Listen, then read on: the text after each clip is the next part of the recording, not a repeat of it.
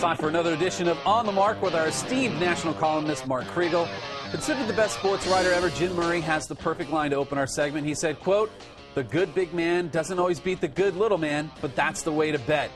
Oscar De La Hoya has announced his final fight. He's going to go out against Manny Pacquiao, a smaller fighter. Is this his legacy fight? Is this the way he wants to go out? This is the most cost-effective way for him to go out.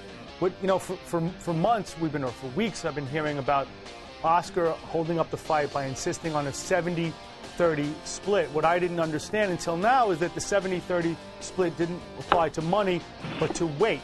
You know, he's fighting a substantially smaller man. Oscar's been fighting in 154 pounds, even 160 pounds for years now.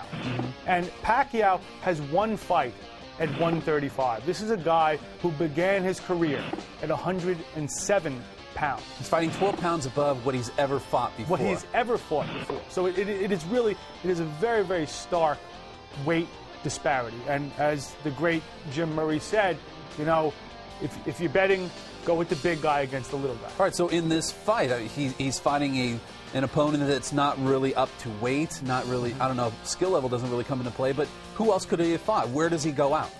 Well, what I would have liked to have seen him do is fight either Miguel Cotto or Antonio Margarito, who fought a great fight earlier this summer. Now, I've heard Oscar say that he didn't want to fight Cotto at 147 pounds because Cotto's Puerto Rican and his wife is Puerto Rican and she would never stand for it.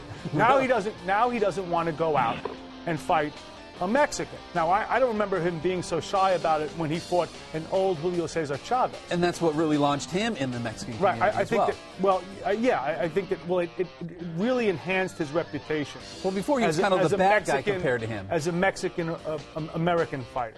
But I think that Oscar's problem with Margarito, and if you saw that fight last month, you'd have to, I think you'd agree with me. The real problem is he doesn't want to fight a Mexican who can kick his ass.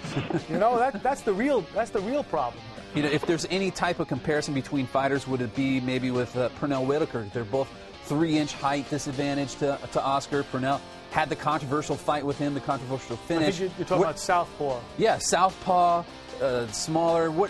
Is there any comparison between those two fighters for Oscar to work with? I don't think so. I'm not saying that this will be such a bad fight.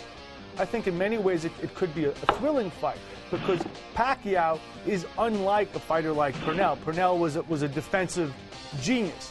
Pacquiao is, you know, he's a brawler, but he's a natural 130, 135 pounds. You know, Oscar's used to taking shots from middleweights like Bernard Hopkins. This will be much easier for him to weather. In a certain way, you know, Oscar has always chosen his opponents very, very carefully, and I think, you know, if this is his finale, he has chosen his opponent with the greatest of care. I don't think that Pacquiao can really hurt him. I think that it's conceivable for Pacquiao to out-brawl him and out-point him, but I don't see Pacquiao really hurting him, knocking him out. Okay, legacy-wise with Oscar, if he wins, is it really a win? He'll be picked on for saying, you know, he took on a smaller fighter to get that last victory. If he loses, his big finale is a flop. So is this really, if you were out there and you wanted to pick a fight for Oscar, is this really something to establish a legacy? Well, I think that the way that Oscar's fights have come to be judged, certainly the Mayweather fight, they're judged commercially. They're judged as commercial propositions. And I think that it will do great business. It'll be hyped very, very well.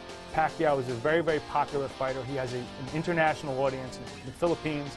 And Oscar, obviously, is a great commercial proposition himself. So I think that from that perspective, it'll be great. Finally, Oscar made his name with the Olympics, as many others have. Ali, Foreman, Leonard, Oscar. Like I said, where's the next guy? We didn't see any boxing news from Beijing. The real shame of this is that Oscar is going out without a successor, if you will, being named. It used to be, and for generations, the great fighter, certainly the great American fighter, came out of the Olympics. Ali, Foreman, Pernell Whitaker, Evander Holyfield, maybe as great as anyone except for Ali, Ray Leonard. Now what do you got? You got nothing. For boxing purposes, the Olympics never happened. It's like softball all over again for boxing. For more of Krieg's work, check out his articles on FoxSports.com and look for more of his On the Mark videos while you're at it. Check the archives, people. For Krieg's, I'm Christian. We'll see you next time.